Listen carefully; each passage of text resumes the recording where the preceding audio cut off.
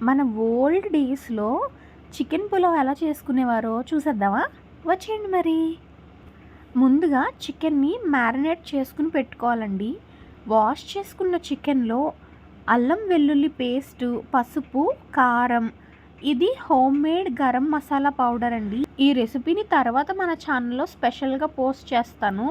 Garam masala powder ఒక spoon, పెరుగు ఒక 2 స్పూన్స్, ఒక హాఫ్ నిమ్మ చెక్కని రసం పిండుకొని, అందులో సాల్ట్, కొత్తిమీర యాడ్ చేసుకుని బాగా మిక్స్ చేసుకుని మ్యారినేట్ చేసుకోవాలండి.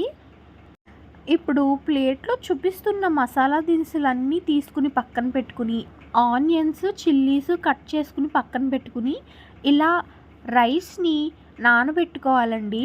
ఒక టమాటాని, అల్లాన్ని, వెల్లుల్లిపాయని, కొంచెం కొత్తిమీరాన్ని ఇలా ఫైన్గా పేస్ట్ చేసుకుని మసాలా పేస్ట్ పక్కన పెట్టుకోవాలి.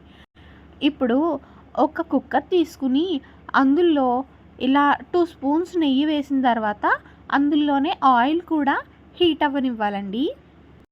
మీకు రెసిపీ చూసేటప్పుడు ఏ డౌట్ ఉన్నా పాజ్ చేసి వెనక్కెళ్ళి మళ్ళీ చూడండి. ఎందుకంటే కొలతలు తప్పొచ్చాయంటే మొత్తం పులావ్ అంతా పాడైపోతుంది. ఆయిల్ హీట్ అయ్యాక ఫస్ట్ మసాలా దినుసులన్నీ వేసేసి బాగా ఫ్రై చేసుకున్న తర్వాత అందులో పచ్చిమిరపకాయల్ని, ఉల్లిపాయల్ని వేసేసుకుని ఫ్రై చేసుకోవాలి. మ్యాక్సిమం వీడియోని ఎక్కడ స్కిప్ చేయకుండా చూడండి. అప్పుడే పర్ఫెక్ట్ చికెన్ పులావ్ టిప్స్తో పాటు ఎలా చేసుకోవాలో ఈజీగా అర్థమవుతుందండి. ఇప్పుడు ఆనియన్స్ తొందరగా ఫ్రై అయిపోవడానికి సాల్ట్ని యాడ్ చేసుకుని ఒక్కసారి మిక్స్ చేసుకోవాలి. ఇప్పుడు అందులోనే హోమ్మేడ్ గరం మసాలా పౌడర్ని ఒక టీ స్పూన్ యాడ్ చేసుకోవాలండి. బాగా హోమ్మేడ్ గరం మసాలా పౌడరు వేగిపోవాలి. ఇది బాగా ఫ్రై అయిన తర్వాత మనం ముందే తయారు చేసి పెట్టుకున్న అల్లం వెల్లుల్లి టొమాటో కొరియాండర్ పేస్ట్ ఉంది కదండి, దాన్ని ఇందులో వేసి పచ్చివాసన అంతా పోయే వరకు బాగా ఫ్రై చేసుకోవాలి. ఆయిల్ అంతా పైకి వచ్చేసి పచ్చివాసన అంతా పోయే వరకు ఫ్రై చేసుకున్న తర్వాత అందులో మనం ముందుగా మ్యారినేట్ చేసి పెట్టుకున్న చికెన్ని యాడ్ చేసుకోవాలండి. చికెన్ ఓవర్ నైట్ అంతా ఫ్రిడ్జ్లో పెట్టి మ్యారినేట్ చేసుకున్నా ఏం పర్లేదు. లేదంటే ఒక 2-3 అవర్స్ వరకు బయట మూత పెట్టి మ్యారినేట్ చేసుకున్నా సరే చాలా బాగా జ్యూసీగా ఉంటుందండి. పీసు ఫ్లేవర్ అంతా పట్టేసి ఉంటుంది, చాలా బాగుంటుంది. మ్యారినేట్ చేసుకున్న చికెన్ని యాడ్ చేసుకున్న తర్వాత చాలా జాగ్రత్తగా కలుపుకోవాలండి. ఎందుకంటే ముక్క విడిపోకూడదు ఎక్కడా కూడా. ఇలా లైట్గా ఒకసారి మొత్తం పైకి కిందికి కలుపుకున్నాక మూత పెట్టేసుకుని ఉడకనివ్వాలి. ఇలా ఆయిల్ అంతా పైకి తేలి ఇప్పుడు ఇందులోంచి వాటర్ కూడా విడిపోవడం మొదలవుతుందండి. చికెన్ అనేది 60% కుక్ అయిపోవాలి. చూసారా వాటర్ ఎలా వచ్చేసిందో? 60% కుక్ అయిన చికెన్లో మనం నానబెట్టుకున్న రైస్ని యాడ్ చేసుకుని బాగా మిక్స్ చేసుకోవాలండి. మామూలుగా మనం రైస్ ఒక గ్లాస్ వేస్తే 2 గ్లాసుల వరకు వాటర్ వేసుకుని కుక్కర్లో పెట్టుకుంటాం కదండి. కానీ ఇప్పుడు అలా చేయకూడదు. ఒక గ్లాస్ రైస్ వేసామనుకోండి, 1.5 గ్లాస్ మాత్రమే వాటర్ వేయాలి. ఎందుకంటే చికెన్ నుంచి బయటకి వాటర్ రిలీజ్ అవుతుంది కదా, ఆ రిలీజ్ అయిన వాటర్లో ఈ రైస్ కూడా కుక్ అవుతుంది. అప్పుడే ఫ్లేవర్స్ అంతా కూడా బాగా పడతాయండి రైస్కి. మళ్ళీ చెప్తున్నాను, ఒక గ్లాస్ రైస్ తీసుకుంటే 1.5 గ్లాస్ మాత్రమే వాటర్ యాడ్ చేసుకోవాలి. ఇలా బాగా మిక్స్ చేసుకున్నాక మూత పెట్టి ఒక 5 మినిట్స్ ఉంచేసిన తర్వాత ఇలా బబుల్స్ వస్తాయండి. ఇప్పుడు ఈ స్టేజ్లో మిక్స్ చేసుకుని వాటర్ యాడ్ చేసేసుకోవడమే.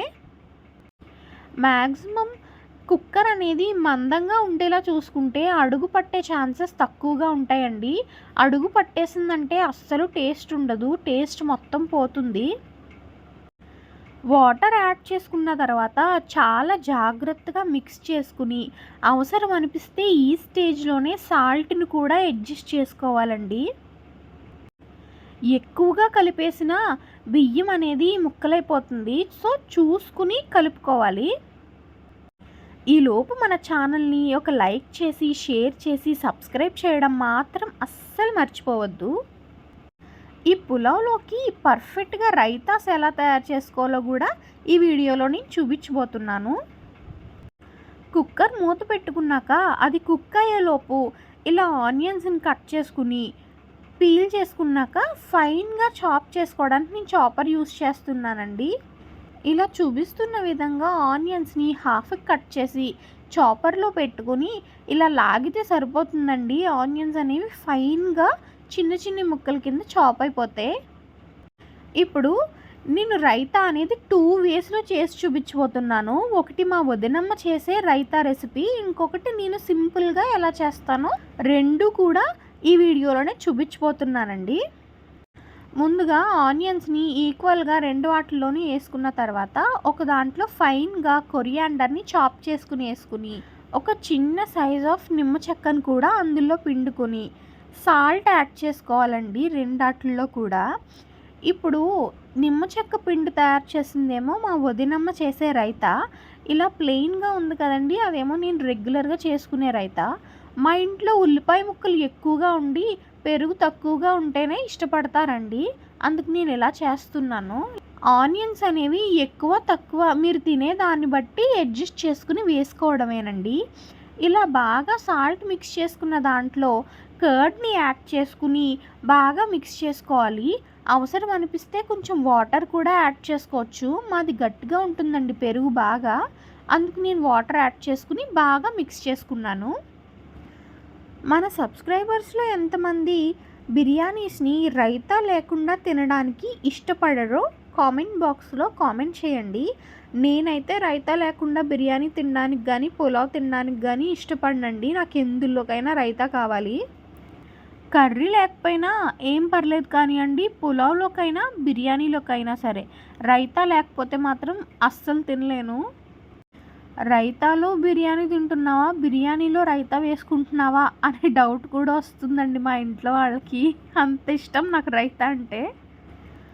ఈ రెండే కాకుండా రైతాస్లో వేరే ఏమన్నా రెసిపీస్ ఉంటే కూడా కామెంట్ బాక్స్లో నాకు షేర్ చేయడం మాత్రం అస్సలు మర్చిపోకండి. అండ్ మీకు ఇంకా ఏమన్నా రిక్వెస్టెడ్ రెసిపీస్ ఉంటే నేను చేయడానికి ఖచ్చితంగా ట్రై చేస్తానండి. కామెంట్ బాక్స్లో కామెంట్ చేయండి. అంతే అండి, బాగా మిక్స్ చేసుకున్నాక ఎంతో సింపుల్గా 2 రైతాస్ రెడీ అయిపోయాయి. ఇప్పుడు 4 విజిల్స్ వచ్చిన తర్వాత ప్రెజర్ అంతా పోయాక కుక్కర్ మూత ఓపెన్ చేస్తే ఫుడ్ లవర్స్కి అయితే స్వర్గం ఈ ప్లేస్లోనే ఉంటుందండి. అసలు వెరీ టెంప్టింగ్, చూసారా? చాలా జాగ్రత్తగా మిక్స్ చేసుకోవాలండి. బాగా ఎక్కువ గట్టిగా తిప్పేశారంటే బియ్యం అనేది ముక్కలు ముక్కల కింద అయిపోతుంది. పొడి పొడిగా విడివిడిగా అందంగా రావాలంటే నెమ్మదిగా ఇలా మిక్స్ చేసుకుని సర్వ్ చేసుకోవడమే. ఎంతో సింపుల్గా చికెన్ పలావ్ పాతకాలం స్టైల్లో రెడీ అయిపోతుంది. మా అమ్మ చేసిన చికెన్ పులావ్ ఎలా ఉందో మీరందరూ ట్రై చేసి నాకు కామెంట్ బాక్స్లో కామెంట్ చేయడం మాత్రం అస్సలు మర్చిపోకండి. అందరూ వేడి వేడి పులావ్ అంటారు కానీ నేను గోరువెచ్చగా ఉన్న చికెన్ పులావ్లోనే రైతా వేసుకుని తింటానండి. సో మనం అందరం మార్చేద్దాం. గోరువెచ్చగా ఉన్న చికెన్ పులావ్లో మనకి నచ్చిన రైతా వేసుకుని సర్వ్ చేసుకోవడమే.